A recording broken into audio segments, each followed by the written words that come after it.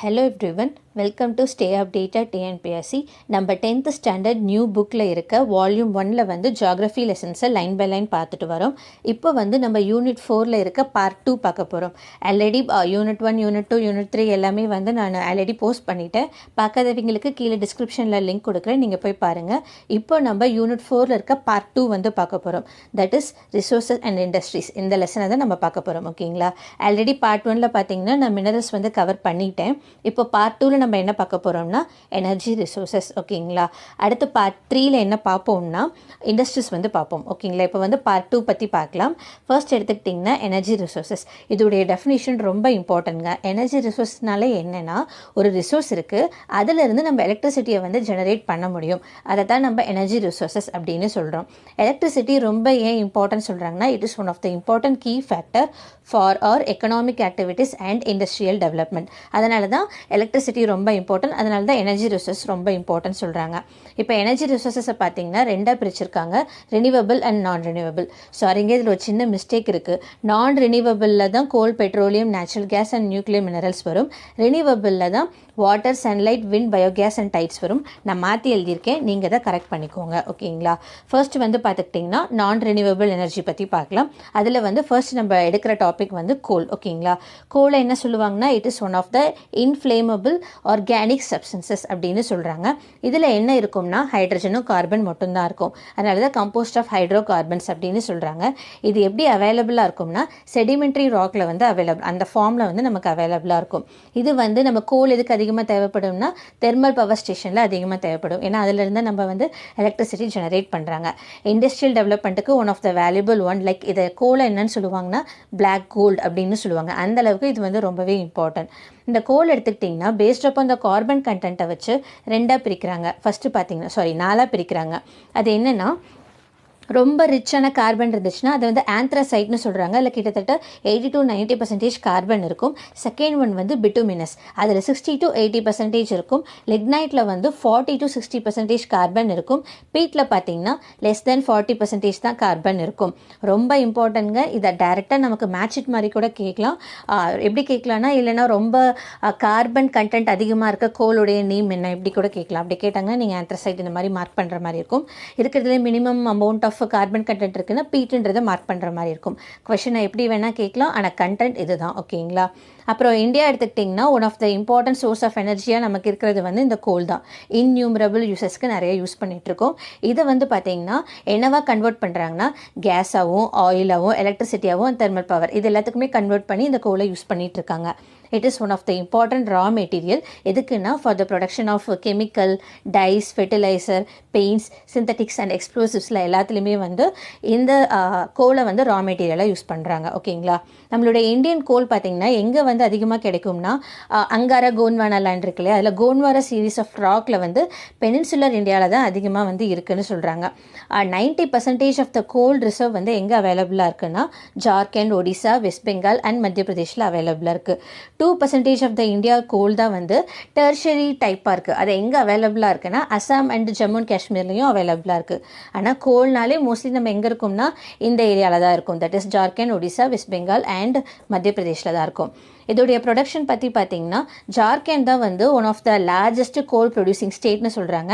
அது எந்தெந்த பிளேஸ்லலாம் இருக்குன்னா பொக்காரோ, நார்த் கரண்புரா, சவுத் கரண்புரா, எனக்கு தெரியல, கிரித் தான் சொல்லுவாங்க. தென் ராம்கர், டால்டன்கஞ்ச் அண்ட் ராஜ்மஹால் இந்த பிளேசஸில் எல்லாமே ஜார்க்கண்டில் கிடைக்குது.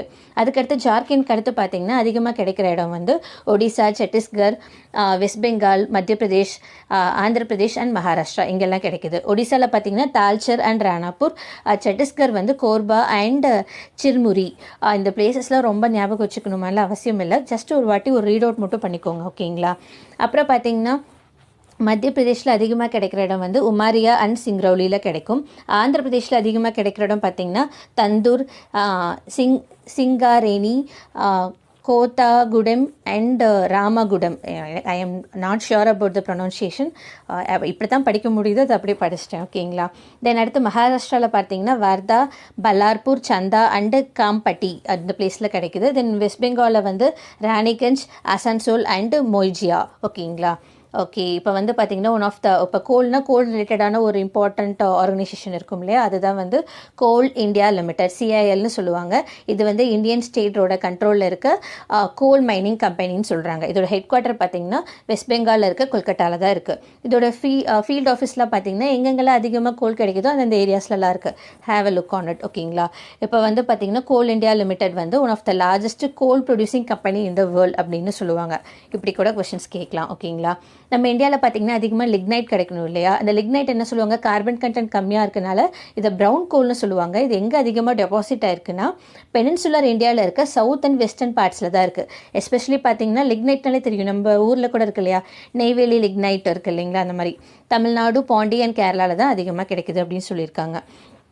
அப்புறம் மினிஸ்ட்ரி ஆஃப் கோல் தான் வந்து இதுக்கு கீழே வந்து பார்த்துக்கிறாங்க. அவங்க தான் மேலே இருக்காங்க, பார்த்துக்கிறாங்க.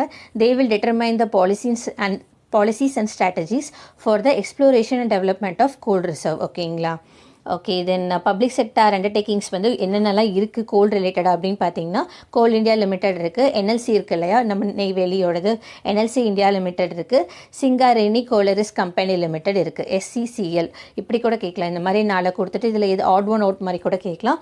நல்லா ஞாபகம் வச்சுக்கோங்க. இப்போ நம்ம கோலை கம்ப்ளீட் பண்ணிட்டோம். அடுத்து பார்க்குறது வந்து பெட்ரோலியம் பற்றி பார்க்கலாம். பெட்ரோலியம் ஆர் க்ரூட் ஆயில் அப்படின்னு சொல்லுவாங்க. இந்த வேர்ட் பெட்ரோலியம் இருக்குது இல்லைங்களா, அது வந்து 2 லாட்டின் வேர்ட்லேருந்து வந்திருக்காமா. பெட்ரோ அப்படின்னா ராக், ஓலியம் அப்படின்னா ஆயில். ராக் ஆயிலை தான் பெட்ரோலியம் அப்படின்னு நம்ம சொல்கிறோம்.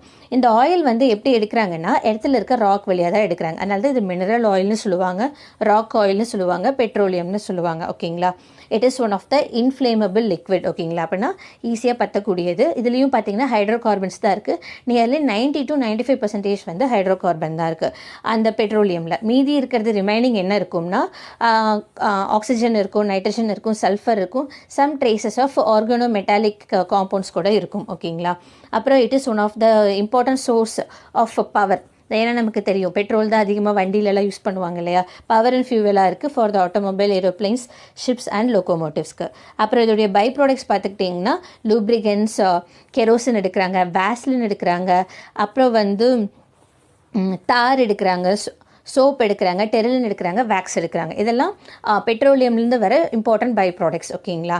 இப்போ பார்த்தீங்கன்னா இந்த ஆயில் எப்படி அப்டைன் பண்ணுறாங்கன்னா 2 விதத்துலேருந்து எடுக்கிறாங்க. ஒன்று வந்து ஆன்ஷோர் ஏரியாவிலேருந்து எடுக்கிறாங்க, இன்னொன்று வந்து ஆஃப் ஷோர் ஏரியாவிலேருந்து எடுக்கிறாங்க. இதை பார்த்துக்கிட்டிங்கன்னா இது யாரோட கண்ட்ரோலில் இருக்குன்னா ministry of petroleum and natural கேஸ்க்கு கீழே இருக்குது. அவங்க தான் responsible for exploration, production, refining, distribution, market, import, export பார்த்துக்கிறாங்க. Petroleum conservation, natural gas, petroleum ப்ராடக்ட்ஸை பார்த்துக்கிறது, லிக்விஃபைட் நேச்சுரல் கேஸ் பார்த்துக்கிறது, எல்லாத்தையுமே பார்த்துக்கிறது வந்து இந்த ministry of petroleum and natural gas தான். ஓகேங்களா? இப்போ வந்து பார்த்தீங்கன்னா crude oil and natural gas production வந்து 2017-18 டேட்டா வந்து நம்ம ஸ்கூல் புக்கில் கொடுத்துருக்காங்க. நான் அதை அப்படியே உங்களுக்கு சொல்கிறேன். க்ரூட் ஆயில் பார்த்துக்கிட்டிங்கன்னா 35.68 மெட்ரிக் மில்லியன் டன்ஸ் வந்து அவைலபிளாக இருக்குது. நேச்சுரல் கேஸ் வந்து 32.65 பில்லியன் கியூபிக் மீட்டர்ஸ் வந்து இருக்குது அப்படிங்கிற டேட்டா கொடுத்துருக்காங்க. இது ஆஸ் ஆஃப் 2017 படி பார்த்தீங்கன்னா total estimated crude oil reserve in India எவ்வளோனா 604.10 மில்லியன் டன்ஸ். இதை பார்த்தீங்கன்னா ரெண்டாக பிரிக்கிறாங்க, ஆன்ஷோரில் எவ்வளோ, ஆஃப் ஷோரில் எவ்வளோன்னு. ஆன்ஷோரில் வந்து கொஞ்சம் அதிகமாக இருக்குது, 54% கிடைக்குது. ஆஃப் ஷோரில் வந்து 46% கிடைக்குது. இந்த டேட்டாவை வந்து எழுதி வச்சுக்கோங்க. ஓகேங்களா? அப்புறம் வந்து ஆன்ஷோரில் இருக்க, ஆஃப் ஷோரில் இருக்க இம்பார்ட்டன்ட் ஆயில் ஃபீல்ட்ஸ் என்னென்னன்றதை கொடுத்துருக்காங்க. ரொம்ப இம்பார்ட்டண்ட்டானது மட்டும் ஞாபகம் வச்சுக்கோங்க. மும்பை ஹை ஆயில் ஃபீல்ட்ஸ் ரொம்ப இம்பார்ட்டன்ட், ஏன்னா அது ரொம்ப ஆஃப் த லார்ஜஸ்ட்னு சொல்லுவாங்க. நியர்லி 65% அங்கே இருக்குது. அடுத்து பார்த்துக்கிட்டிங்கன்னா குஜராத் வந்து செகண்ட் பிளேஸில் இருக்குது. அந்த மாதிரி அது கீழே இருக்கிறது என்னென்னன்றதை ஒரு வாட்டி பாருங்கள்.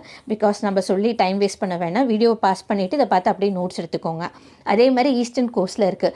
ஈஸ்டர்ன் கோஸ்ட்டை கம்பேர் பண்ணும்போது வெஸ்டர்ன் கோஸ்ட்டில் தான் நமக்கு நிறைய வந்து ஆயில்ஸ் வந்து கிடைக்கும். அதனால் இது எல்லாமே ரொம்ப இம்பார்ட்டன்ட் வெஸ்டர்ன் கோஸ்ட்டில் இருக்கிறது. இருந்தாலும் மற்றதை பார்த்துக்கோங்க, ஏன்னா நமக்கு மேட்சிட் மாதிரி கூட கேட்க சான்ஸ் அதிகமாக இருக்குது. ஓகேங்களா? அடுத்து பார்த்துக்கிட்டிங்கன்னா இப்போ பெட்ரோலியம் பார்த்துட்டோம் இல்லையா? அடுத்து பார்க்குறது வந்து நம்ம நேச்சுரல் கேஸ் பற்றி பார்க்கலாம்.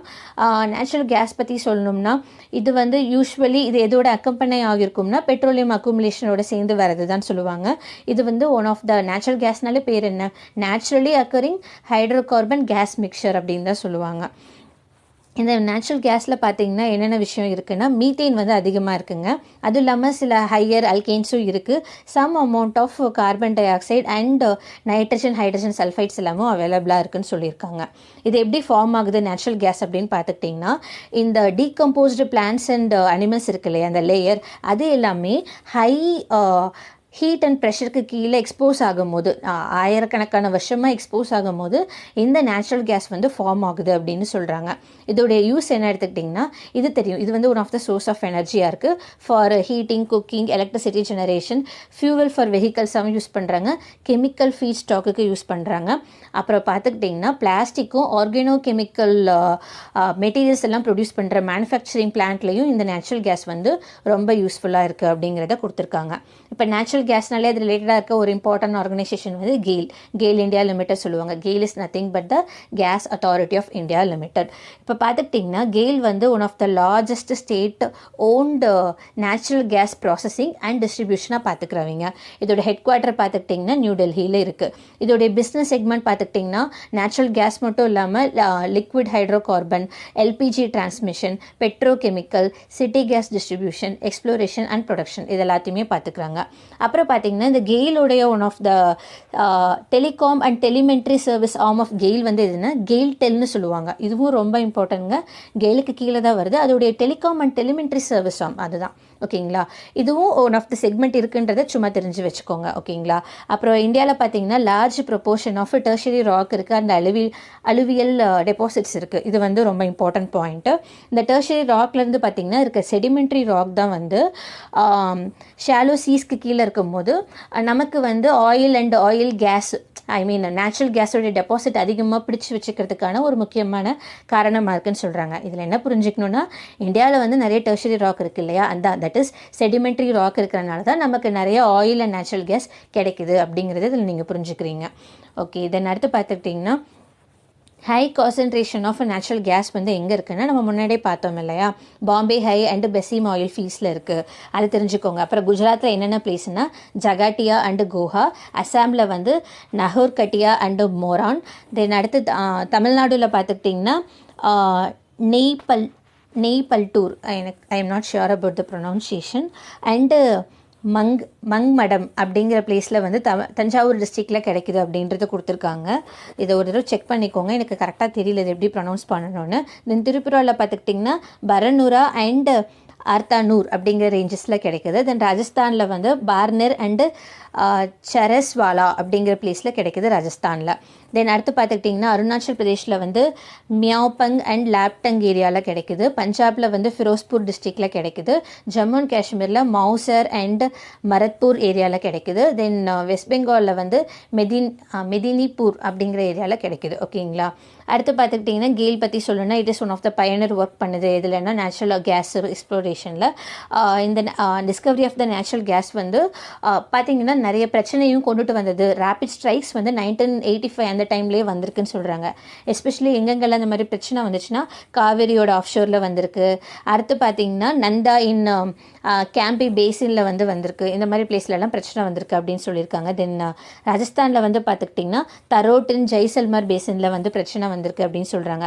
ஏன்னா இங்கே எல்லாமே தான் ரொம்பவே நிறைய கிடைக்குதுன்றதை கண்டுபிடிச்சாங்க. அதனால் அந்த டைமில் 1988-89 டைமில் வந்து மேஜர் டிஸ்கவரி பண்ண டைமில் ஸ்ட்ரைக்கும் நடந்தது அப்படின்னு தெரிஞ்சுக்கோங்க. இப்போ ரீசெண்டாக பார்த்தீங்கன்னா கூட கிருஷ்ணா கோதாவரி டெல்டாவில் வந்து நேச்சுரல் கேஸ் ரிசர்வ் கிடைச்ச இடத்துல கூட இந்த மாதிரி ப்ராப்ளம்ஸ் வந்திருக்கு அப்படிங்கிறத நம்ம ஸ்கூல் புக்கில் கொடுத்துருக்காங்க. தென் அடுத்து வந்து டூயினோவில் ஒரு விஷயம் கொடுத்துருந்தாங்க. அது என்னென்னா சிஎன்ஜி பற்றி கொடுத்துருக்காங்க. கம்ப்ரஸ்டு நேச்சுரல் கேஸ் அப்படின்னால என்ன மீனிங்னா, ஹை ப்ரெஷரில் மீத்தேனை ஸ்டோர் பண்ணி வைக்கிறோம் இல்லையா, அதை தான் சிஎன்ஜி அப்படின்னு சொல்லுவாங்க. இது வந்து எங்கெங்கெல்லாம் யூஸ் பண்ணுவாங்கன்னா, it is used in the place of gasoline, diesel fuel, propane or LPG அந்த இடத்துல எல்லாமே இந்த சிஎன்ஜியை வந்து யூஸ் பண்ணுவாங்க. அதுக்கு பதில் இதை யூஸ் பண்ணுவாங்க அப்படிங்கிறத கொடுத்துருக்காங்க. ஆனால் நேச்சுரல் கேஸ் தான் வந்து பார்த்திங்கன்னா ரொம்பவே லெஸ் த்ரெட்னு சொல்கிறாங்க. ஏன்னா ஸ்பில்லிங் வந்து நம்மளது நடக்காது. இது வந்து ஏரில் ரொம்ப ஏரை விட ரொம்பவே லைட்டராக இருக்கும். அதுவும் இல்லாமல் இது வந்து ஈஸிலி டிஸ்போசபிள் ஆகிடும் வென் ரிலீஸ்டு. அதனால நேச்சுரல் கேஸ் வந்து one of the safer gas அப்படின்னே சொல்லுவாங்க. அதே மாதிரி பயோமீத்தேனை வந்து என்னன்னு சொல்கிறாங்கன்னா, it is one of the cleaned up பயோகேஸ்ன்னு சொல்கிறாங்க. எதுலேருந்து எடுக்கிறாங்கன்னா from anaerobic digestion or landfills அப்படின்னு சொல்கிறாங்க. ஆன்ஏரோபிக்னாலே என்ன சொல்லுவாங்க, ஆப்சன்ஸ் ஆஃப் ஆக்சிஜன் சொல்லுவாங்க இல்லையா, அந்த இடத்துலேருந்து கிடைக்கிற மீத்தேனை வந்து பயோமீத்தேன் அப்படின்னு சொல்கிறாங்க. இப்போ பார்த்தீங்கன்னா இந்த நேச்சுரல் கேஸ் வெஹிக்கல்ஸை வந்து ரொம்ப இம்பார்ட்டன்ட் சிட்டிஸ்லலாம் யூஸ் பண்ணுறாங்க. ஏன்னா அங்கெல்லாம் ஏர் பொல்யூஷன் அதிகமாக இருக்கனால. அது என்னென்னா டெல்லி, அகமதாபாத், மும்பை, பூனே, கொல்கட்டா, லக்னோ, கான்பூர் அண்ட் வாரணாசி இந்த பிளேசஸ்லாம் யூஸ் பண்ணுறாங்க. இப்போ பார்த்தீங்கன்னா நம்ம கன்வென்ஷனல் எனர்ஜி சோர்சஸ் பற்றி பார்க்க போகிறோம். ஃபர்ஸ்ட் வந்து தெர்மல் பவர். முன்னாடி பார்த்தது ரா மெட்டீரியல் வச்சு பார்த்தோம் இல்லையா, இப்போ வந்து இந்த தெர்மல் பவர் இந்த மாதிரி இருக்கிறத பார்க்க போகிறோம். இது எப்படி ஜெனரேட் ஆகும்னா using the Fazil fuels use பண்ணி லைக் கோல், டீசல், பெட்ரோலியம், நேச்சுரல் கேஸை வந்து யூஸ் பண்ணுறது மூலியமாக கிடைக்கிற பவரை தான் நம்ம தெர்மல் பவர்னு சொல்கிறோம். 1975 பார்த்துக்கிட்டிங்கன்னா என்டிபிசின்னு சொல்லுவாங்க இல்லையா, நேஷ்னல் தெர்மல் பவர் கார்பரேஷன், அவங்க வந்து ஸ்டார்ட் பண்ணாங்க. ஓகேங்களா. அட் ப்ரெசென்ட் பார்த்துக்கிட்டிங்கன்னா இந்த என்டிபிசி வந்து ரெண்டாக பிரிக்கிறாங்க. என்னென்னலாம் இருக்குன்னா 13 அவங்களது கீழே என்னென்ன இருக்குன்னா 13 coal based super thermal power projects இருக்குது. 7 gas or liquid fuel based combine cycle projects வந்து இருக்குது. இதெல்லாம் எங்கே யூஸ் பண்ணுறாங்க, ஐ மீன் எங்கே இருக்குன்னா அஸ்ஸாம், பீகார், தென் ஜார்க்கண்ட், சத்தீஸ்கர், மிசோராம் அண்ட் வெஸ்ட் பெங்கால். இதில் மட்டும் பார்த்தீங்கன்னா கிட்டத்தட்ட 90% ஆஃப் த இன்ஸ்டால்டு கெப்பாசிட்டி வந்து இந்த ஸ்டேட்ஸே கவர் ஆகுது அப்படிங்கிறத சொல்லியிருக்காங்க. ஓகேங்களா. தமிழ்நாடு பற்றி தெரிஞ்சுக்கிட்டிங்கன்னா நியர்லி 5% ஆஃப் த ப்ரொடக்ஷன் வந்து தமிழ்நாடுலேருந்து கிடைக்குதுன்னு சொல்கிறாங்க. டோட்டல் தெர்மல் எலக்ட்ரிசிட்டி ப்ரொடியூஸ் பண்ணதில் 5% வந்து தமிழ்நாடு கான்ட்ரிபியூட் பண்ணுது. அதில் எஸ்பெஷலி என்னென்ன ஏரியானா நமக்கு தெரியும், தெர்மல் பவர் பிளான்ட்ஸ் எங்கே இருக்குது, நெய்வேலியில் இருக்குது, மேட்டூரில் இருக்குது, தூத்துக்குடி அண்ட் எண்ணூர். இந்த பிளேஸ் எல்லாம் ரொம்பவே இம்பார்ட்டன்ட். ஓகேங்களா. தென் அடுத்து வந்து நம்ம நியூக்ளியர் பவர் பற்றி பார்க்கலாம். நியூக்ளியர் பவர்னாலே நமக்கு நல்லா தெரியும், it is a energy released during the nuclear fission or fusion. அப்போது எதுக்காகனா in order to generate electricity மட்டும்தான். அப்போ தான் அந்த நியூக்ளியர் பவர்னு நம்ம சொல்லுவோம். எஸ்பெஷலி எங்கேருந்தெல்லாம் எடுக்கிறாங்கன்னா எதுலேருந்தெல்லாம் யூஸ் பண்ணுறாங்க ரா மெட்டீரியலானா யுரேனியம் அண்ட் தோரியம் மினரல்ஸை வந்து யூஸ் பண்ணுறாங்க. Nuclear power program in India வந்து எப்போ ஸ்டார்ட் ஆச்சுன்னா 1940ஸ்லேயே ஸ்டார்ட் ஆகிடுச்சு. ஆகஸ்ட் 1948 பார்த்துக்கிட்டிங்கன்னா இதோட ஹிஸ்ட்ரி பற்றி சொல்கிறாங்க. 48 பார்த்துக்கிட்டிங்கன்னா தான் டாடா அட்டாமிக் ரிசர்ச் கமிஷன் அப்படிங்கிறத ஸ்டார்ட் பண்ணுறாங்க.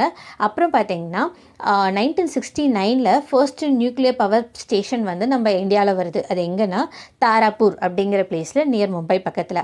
அப்போ வந்து அதோட இன்ஸ்டால்டு கெப்பாசிட்டி பார்த்துக்கிட்டிங்கன்னா 320 மில்லியன் வாட்ஸ் அந்த மாதிரி கொடுத்துருக்காங்க. ஓகேங்களா. அதுக்கடுத்து பார்த்துக்கிட்டிங்கன்னா எந்தெந்த இடத்துல இருக்குன்றதை கொடுத்துருக்காங்க. ராவத் பட்டா அதில் வந்து 335, தென் கோட்டா இன் ராஜஸ்தானில் 100, கல்பாக்கம், கூடங்குளம் ரொம்ப இம்பார்ட்டன்ட் தமிழ்நாடுல இருக்குது. ஸோ இதோடைய அந்த மெகாவாட்டை வந்து கரெக்டாக தெரிஞ்சு வச்சுக்கோங்க. சாரி, மெகாவாட் நான் மாற்றி சொல்லிட்டேன் முன்னாடி. 440 மெகாவாட். தென் அடுத்து கூடன்குளமில் பார்த்துக்கிட்டிங்கன்னா 2000 மெகாவாட். இது ரெண்டுத்தையும் மறந்துடாதீங்க. தென் அடுத்து பார்த்துக்கிட்டிங்கன்னா நரோரா இன் யூபியில் வந்து 235 மெகாவாட். கைகா இன் கர்நாடகாவில் வந்து 235 சேமாக தான் இருக்குது. தென் அடுத்து பார்த்துக்கிட்டிங்கன்னா காக்காரப்பரா இன் குஜராத்தில் வந்து 235 மெகாவாட் வந்து ப்ரொடியூஸ் பண்ணுறாங்க. ஓகேங்களா. தென் அடுத்து பார்த்துக்கிட்டிங்கன்னா NPCIL nuclear power corporation of India limited. இது வந்து one of the important organisation. இது வந்து இந்தியன் பப்ளிக் செக்டார் அண்டர்டேக்கிங்கில் இருக்குது. மும்பை, மகாராஷ்டிராவில் இருக்குது. ஃபுல்லி ஓன் பண்ணது யாருன்னா கவர்மெண்ட் ஆஃப் இந்தியா தான். இதோடைய ரெஸ்பான்சிபிலிட்டி என்னென்னா generation of nuclear power for எலக்ட்ரிசிட்டிக்காக மட்டும்தான். இந்த என்பிசிஐஎல் பார்த்தீங்கன்னா யாருக்கு கீழே வராங்கன்னா டிபார்ட்மெண்ட் ஆஃப் அட்டாமிக் எனர்ஜி வந்து அட்மினிஸ்ட்ரேஷன் பண்ணுறாங்க. They are responsible for designing, constructing and operating the nuclear power stations in India. ஓகேங்களா. தென் அடுத்து பார்த்துக்கிட்டிங்கன்னா முந்தைய கன்வென்ஷனல் பற்றி பார்த்தோம் இல்லையா, இப்போ வந்து நான் கன்வென்ஷனல் எனர்ஜி சோர்சஸ் பற்றி பார்க்க போகிறோம். That means hydro power. இந்த மாதிரி நமக்கு ரினியூவபிள் இருக்குல்ல, அடிக்கடி கிடைக்கக்கூடியது. அந்த மாதிரி ஹைட்ரோ பவர் பார்த்துக்கிட்டிங்கன்னா ஹைட்ரோ எலக்ட்ரிசிட்டி. இது வந்து எப்படி சொல்கிறாங்க, வாட்டர்லேருந்து பவர் ஜெனரேட் பண்ணோம்னா அது ஹைட்ரோ எலக்ட்ரிசிட்டின்னு சொல்கிறாங்க. இந்த ஹைட்ரோ பவர் வந்து பார்த்துக்கிட்டிங்கன்னா எங்கேருந்து எடுக்கிறாங்கன்னா ரன்னிங் வாட்டர்லேருந்து எடுக்கிறாங்க. இது வந்து பார்த்துக்கிட்டிங்கன்னா ஒன் ஆஃப் த சேஃபர்னே சொல்லலாம். எக்கனாமிக்கலாகவும் தென் நான் பொல்யூட்டிங் சோர்ஸ் ஆஃப் எனர்ஜியாக இருக்குது. இதோடைய கான்ட்ரிபியூஷன் டோட்டல் எலக்ட்ரிசிட்டி ப்ரொடக்ஷனில் பார்த்துக்கிட்டிங்கன்னா நியர்லி 7%. இதோடைய காஸ்ட்டும் பார்த்துக்கிட்டிங்கன்னா ரொம்பவே கம்மியாக இருக்கும். One of the competitive source of renewable energy அப்படிங்கிறத சொல்லியிருக்காங்க. அப்புறம் வந்து ரொம்பவே ஃப்ளெக்சிபிள். ஏன்னா பவர் ஜெனரேஷன் வாட்டர்லேருந்து பண்ணுறது வந்து ஒன் ஆஃப் த ஈஸியாக இருக்கும் இல்லையா, ஃப்ளெக்சிபிள் மோடாகவும் இருக்கும். குவான்டிட்டி ஆஃப் ப்ரொடக்ஷனை தேவைன்னா அதிகப்படுத்திக்கலாம், குறைச்சிக்கலாம். எல்லாமே வந்து ஈஸியாக அடாப்ட் பண்ணுற மாதிரி இருக்குது அப்படின்றத சொல்லியிருக்காங்க. தென் அடுத்து பார்த்துக்கிட்டிங்கன்னா இந்த NHPC இருக்கு இல்லையா, national hydro electric power corporation limited வந்து எங்கே அதோட ஹெட் குவார்ட்டர் இருக்குன்னா ஃபரிதாபாத் இன் இந்தியாவில் இருக்குது. இந்தியாவில் வந்து பார்த்துக்கிட்டிங்கன்னா வாட்டர்லேருந்து எலக்ட்ரிசிட்டி எடுக்கிறதுடைய பொட்டன்ஷியல் வந்து ரொம்பவே அதிகம் அப்படிங்கிறத சொல்கிறாங்க. பட் என்னென்னா அது வந்து அன்ஈவனாக டிஸ்ட்ரிபியூட் ஆயிருக்கு அப்படிங்கிறத சொல்கிறாங்க. இப்போ இப்போ பார்த்துக்கிட்டிங்கன்னா 30.4% வந்து அஸ்ஸாம், அருணாச்சல் பிரதேஷ், மணிப்பூர், நாகாலாந்து, திரிபுரா இருக்கு இல்லையா, அந்த ரிவர்ஸ்லேருந்து எடுக்கிறாங்கன்றதை சொல்லியிருக்காங்க. Then west flowing rivers of peninsular இந்தியாவிலேருந்து 20.9% எடுக்கிறாங்க ஈஸ்டர்ன் வேர்டு. தென் அடுத்து western ward flowing rivers of western காட்ஸ்லேருந்து பார்த்துக்கிட்டிங்கன்னா 10.5% எடுக்கிறாங்க. கங்கா பேசின் நேபாளை எக்ஸ்க்ளூட் பண்ணிவிட்டு கங்கா பேசினில் நம்ம இந்தியாவில் மட்டும் கிடைக்கிறது பார்த்துக்கிட்டிங்கன்னா 11.7% எடுக்கிறேன்னு சொல்லியிருக்காங்க. தென் சென்ட்ரல் இந்தியாவில் இருக்க ரிவர்ஸில் வந்து 10.5%, இண்டஸ் பேசின்லேருந்து மட்டும் பார்த்துக்கிட்டிங்கன்னா மொத்தமாக 16% அப்படிங்கிறத மென்ஷன் பண்ணியிருக்காங்க. இந்த டேட்டா சும்மா தெரிஞ்சு வச்சுக்கோங்க, ரொம்ப மெமரைஸ் பண்ணுன்றதெல்லாம் அவசியம் இல்லை, தெரிஞ்சு வச்சுக்கோங்க. ஆனால் எஸ்பெஷலி இந்த வெஸ்டர்ன் காட்ஸில் மட்டும் வெஸ்ட் ஃப்ளோயிங் ரிவர்ஸ் வழியாக 10.5% வருதுன்றதை எப்பயும் மறந்துடாதீங்க. ஓகேங்களா. அப்புறம் பார்த்துக்கிட்டிங்கன்னா first hydro electric power station இந்தியாவில் வந்து எங்கே எஸ்டாப்ளிஷ் பண்ணியிருக்காங்கன்னா டார்ஜிலிங்கில் எஸ்டாப்ளிஷ் பண்ணியிருக்காங்க. எந்த இயர்லனா 1897. ஓகேங்களா. தென் அடுத்து வந்து பார்க்குறது வந்து நம்ம சோலார் எனர்ஜி பற்றி பார்க்க போகிறோம். சோலார் பவர்னால என்னன்னு சொல்லுவாங்க, it is the conversion of sunlight into electricity. சன்லைட்லேருந்து நம்ம எலக்ட்ரிசிட்டியை கன்வெர்ட் பண்ணுறோம் இல்லையா, அதுதான் நம்ம சோலார் பவர் அப்படின்னு சொல்கிறாங்க. இது வந்து நம்ம எப்படி டைரெக்டாக யூஸ் பண்ணிக்கலாம்னா, ஒன்று வந்து ஃபோட்டோ வோல்டாயிக் செல்ஸ் இருக்குது இல்லைங்களா, பிவி வழியாக யூஸ் பண்ணிக்கலாம். இல்லைனா வந்து indirectly converting concentrated solar power வழியாகவும் யூஸ் பண்ணிக்கலாம். அப்படிங்கிற மாதிரி ஏதோ ஒரு விதத்தில் யூஸ் பண்ணிக்கலாம் அப்படிங்கிறத சொல்லியிருக்காங்க. இந்த கான்சன்ட்ரேட்டட் சோலார் பவர் பார்த்துக்கிட்டிங்கன்னா அவங்க இதை எப்படி யூஸ் பண்ணுறாங்கன்னா, லென்ஸையோ இல்லை மிரரையோ வந்து யூஸ் பண்ணி ட்ராக் பண்ணுறாங்க. System to focus a large area of the sunlight into smaller beam. ஒன்றுமே இல்லைங்க, சின்ன வயசில் நம்ம பண்ணியிருப்போம். லென்ஸை வச்சு கான்சன்ட்ரேட் பண்ணி பேப்பர் எல்லாம் கூட நம்ம ஹீட் பண்ண முடியும் இல்லையா, சன்லைட்டை வச்சு. அந்த மாதிரி தான் லென்ஸை யூஸ் பண்ணி ஒரு பர்டிகுலர் பீம் ஆஃப் ஸ்மால் பீமை வர வச்சு ஹீட்டை ஜெனரேட் பண்ணி அதிலேருந்து நம்ம எலக்ட்ரிசிட்டி எடுக்கிறாங்கன்றதை சொல்லியிருக்காங்க. இப்போ அடுத்து பார்த்துட்டிங்கன்னா ஃபோட்டோவோல்டாயிக் எஃபெக்ட் வழியாக தான் பிவிலேருந்து நம்ம எடுக்கிறோம். தட் இஸ் லைட்லேருந்து எலக்ட்ரிக் கரண்ட்டாக கன்வெர்ட் பண்ணுறோம் அப்படிங்கிறத சொல்லியிருக்காங்க. இதில் இருக்க இம்பார்ட்டன்ட் ஆர்கனைசேஷன் பார்த்துக்கிட்டிங்கன்னா solar energy corporation of India limited, SECIன்னு சொல்கிறாங்க. இதோட ஹெட் குவார்ட்டர் வந்து நியூ டெல்லியில் இருக்குது. It is one of the government of India enterprise. இதோடைய இம்பார்ட்டன்ட் அப்ஜெக்டிவ் பார்த்துக்கிட்டிங்கன்னா சோலார் தெர்மல் பவர் ப்ரோக்ராமோட இம்பார்ட்டன்ட் அப்ஜெக்டிவ் வந்து என்னென்னா மார்க்கெட் டெவலப்மெண்ட், தென் கமர்ஷியலைசேஷன், அப்புறம் வந்து utilisation of heat energy requirement of different applications like டொமஸ்டிக்காவோ இன்ஸ்டியூஷனலாவோ இல்லை இண்டஸ்ட்ரியல் செக்டாருக்கோ ஹீட் எனர்ஜியை வந்து யூட்டிலைஸ் பண்ணிக்கணுன்றது இதோடைய மேஜர் அப்ஜெக்டிவாக வச்சுருக்காங்க. இந்த சோலார் தெர்மல் எனர்ஜி ப்ரோக்ராம் வந்து எதுக்கு கீழே, யாருக்கு கீழே வருதுன்னா ministry of non conventional energy சோர்ஸ்க்கு கீழே வருது. ஓகேங்களா. அப்புறம் இதோட இம்பார்ட்டன்ட் யூசஸ்லாம் பார்த்துக்கிட்டிங்கன்னா வாட்டர் ஹீட்டரில், ரெஃப்ரிஜரேட்டரில், ட்ரையிங்காக, ஸ்ட்ரீட் லைட்டிங்காக, தென் அடுத்து cooking, pumping, power generator, PVC எல்லாத்துக்காகவும் வந்து இந்த ஹைட்ரோ பவரை வந்து நம்ம யூஸ் பண்ணிக்கிறோம். ஓகேங்களா. சோலார் பவரை வந்து நம்ம யூஸ் பண்ணிக்கிறோம். இதோடைய மேஜர் ப்ரொடியூசர்ஸ் வந்து பார்த்திங்கன்னா ஆந்திர பிரதேஷ், குஜராத், ராஜஸ்தான், மகாராஷ்டிரா அண்ட் மத்திய பிரதேஷ். ஓகேங்களா. தென் அடுத்து நம்ம பார்க்க போகிறது வந்து விண்ட் எனர்ஜி பற்றி பார்க்க போகிறோம். விண்ட் எனர்ஜி வந்து பார்த்துக்கிட்டிங்கன்னா இதை எப்படி எக்ஸ்ட்ராக்ட் பண்ணுறாங்கன்னா from the air flow using the wind turbine. Wind டர்பைனை வந்து சுத்த வைப்பாங்க. எப்படின்னா ஏர் ஃப்ளோவால். அப்படி டர்பைன் சுற்றுச்சுன்னா நமக்கு வந்து எனர்ஜி வந்து கிரியேட் ஆகும். அதை வந்து நம்ம எலக்ட்ரிசிட்டி அந்த மாதிரி யூஸ் பண்ணிக்கலாம். ஓகேங்களா. அப்புறம் இது வந்து one of the cheap and pollution free energy source அப்படின்னு சொல்கிறாங்க. இதோடைய பவர் வந்து பார்த்திங்கன்னா ஃப்ரம் த விண்மெல்லேருந்து எடுப்பாங்க. நமக்கு தெரியும் காற்றாலைன்னு சொல்லுவாங்க இல்லையா, விண்மெல்ஸ், அதுலேருந்து தான் எடுக்கிறாங்க. இதை எதுக்கெல்லாம் யூஸ் பண்ணுறாங்கன்னா பம்பிங் வாட்டருக்காகவும், தென் அடுத்து பார்த்திங்கன்னா செயில் ப்ரொப்பல் ஷிப்ஸுக்கெல்லாம் வந்து இந்த மாதிரியான விண்ட் எனர்ஜி வந்து யூஸ் பண்ணிக்கிறாங்கன்றது சொல்லியிருக்காங்க. விண்ட் பவர் பார்த்துக்கிட்டிங்கன்னா நம்ம உலகத்தில், நம்ம இந்தியாவில் எடுத்துக்கிட்டிங்கன்னா ரொம்பவே பிளென்டிஃபுல், நிறைய இருக்குது. ஒன் ஆஃப் த ரினியூவபிளாக இருக்குது, வைட்லி டிஸ்ட்ரிபியூட்டடாக இருக்குது, க்ளீனாகவும் இருக்குது. தென் அடுத்து வந்து க்ரீனஸ் கேஸோட எமிஷன் எதுவுமே கிடையாது. அப்புறம் லெஸ் ஸ்பேஸ் தான் வந்து ஆக்குபை பண்ணும் அப்படிங்கிறத இதில் கொடுத்துருக்காங்க. தமிழ்நாடுல பார்த்துக்கிட்டிங்கன்னா ரொம்பவே நம்ம விண்ட் எனர்ஜியில் ஒன் ஆஃப் த ரொம்பவே முன்னாடி இடத்துல இருக்குன்னே சொல்லலாம். Largest installation of wind turbines இந்த கண்ட்ரி வந்து நம்முடைய தமிழ்நாடு தான். இந்த பிளேஸ் எல்லாம் ரொம்ப முக்கியம், ஞாபகம் வச்சுக்கோங்க. முப்பந்தல், இது வந்து எங்கன்னா முப்பந்தல் பெருங்குடி ஏரியா, இது வந்து கன்னியாகுமரி பக்கத்தில் இருக்குது. அங்கே வந்து largest concentration of wind farms capacity வந்து இருக்குதுன்னு சொல்கிறாங்க.